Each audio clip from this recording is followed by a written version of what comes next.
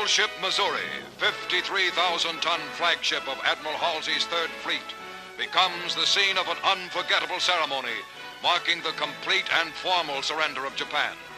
In the Bay of Tokyo itself, the United States destroyer Buchanan comes alongside, bringing representatives of the Allied powers to witness the final capitulation. General of the Army Douglas MacArthur, Supreme Allied Commander for the occupation of Japan, boards the Missouri. Fleet Admiral Nimitz, Pacific Fleet Commander, and Admiral Halsey welcome MacArthur and his Chief of Staff, General Sutherland, aboard. Admiral Nimitz escorts General MacArthur to the Missouri's veranda deck, where the 20-minute ceremony is to take place. It is Sunday, September 2nd, 1945.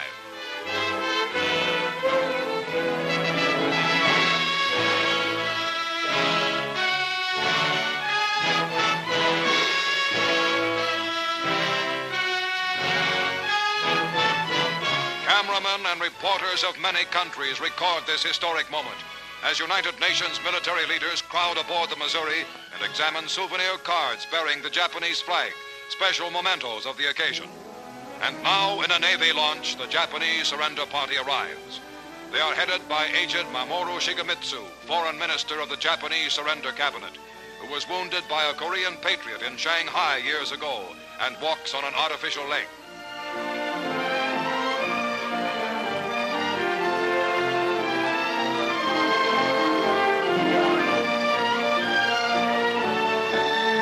The Japanese delegation lines up on the opposite side of the surrender table from the Allies.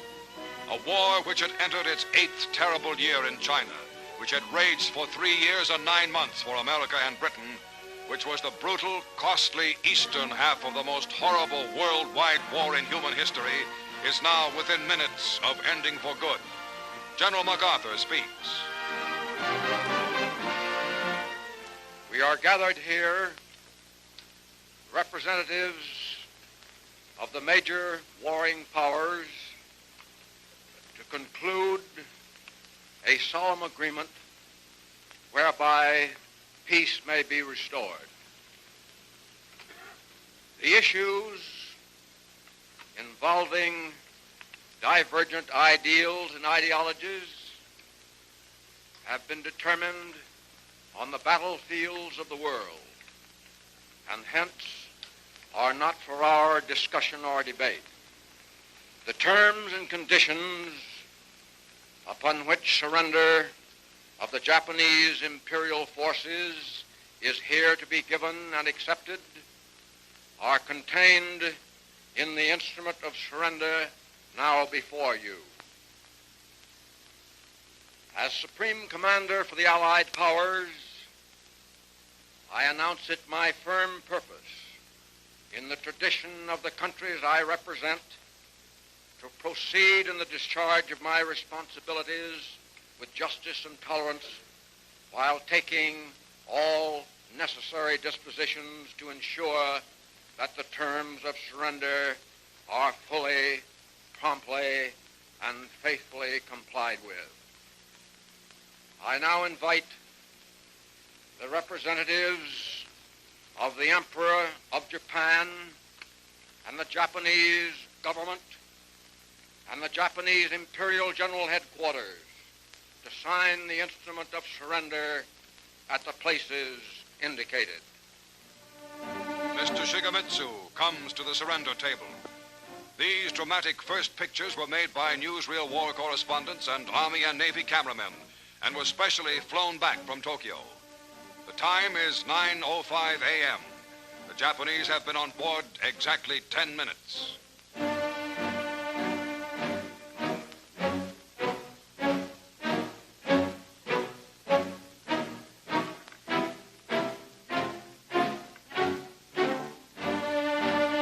General Yoshijiro Umetsu of the Imperial General Staff signs for the Japanese Army. The surrender documents by which Japan agrees to lay down arms completely and to obey all Allied orders issued by General MacArthur were printed by the Army on rare parchment found in a basement in ravaged Manila.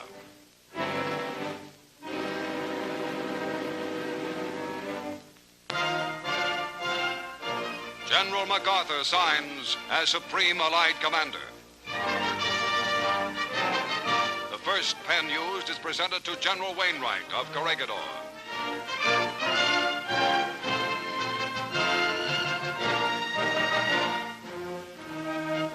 The second pen to British General Percival, commander at the surrender of Singapore. MacArthur uses 6 pens in all, affixing what will be the most important signature in Japan to the document that ends permanently that nation's regime of terror and aggression.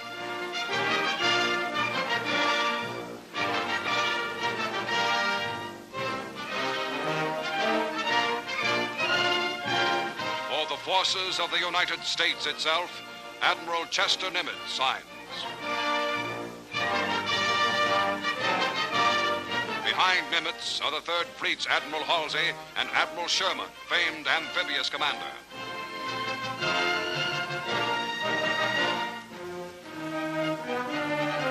General Su Young Chang, Chief of Military Operations for the Chinese National Council, signs for China. Admiral Sir Bruce Fraser, commander of the British Pacific Fleet for the United Kingdom. Lieutenant General Kumza Nikolaevich Derevyanko for Soviet Russia.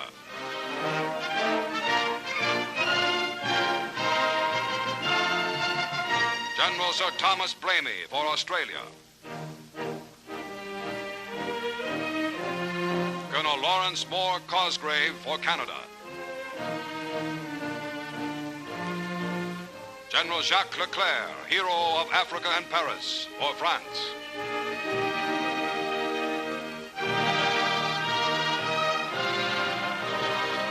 Admiral C.E.L. Helfrich for the Netherlands.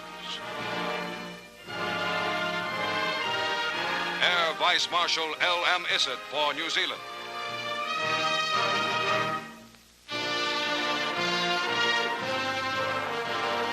Concluding the brief history-making ceremony, General MacArthur expresses a wish.